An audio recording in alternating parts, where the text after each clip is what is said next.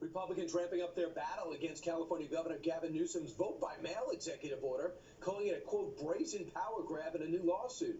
Here to explain, RNC Chairwoman Ronna McDaniel. Ronna, what's the big deal about mail-in voting in California?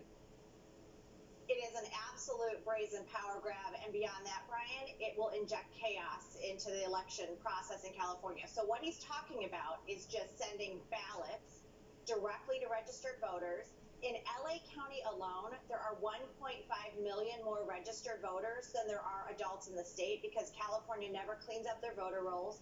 So there will be ballots littering the street. And if you don't believe me, look what's happening in Nevada. We have a website, protectthevote.com, where we're showing thousands of ballots just littering mailboxes, littering garbage cans, because Clark County did the exact same thing. They send ballots directly to inactive voters. Not a single state in this country that does mail voting sends ballots to inactive voters. This is frightening, and that's why we're suing the governor.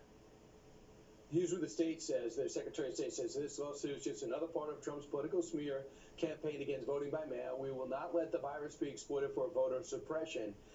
People are concerned, especially, people might say, well, the president's not going to win California. But there's a whole bunch of congressional seats that went blue that Republicans feel as though they could turn red. Not maybe if this is allowed to happen.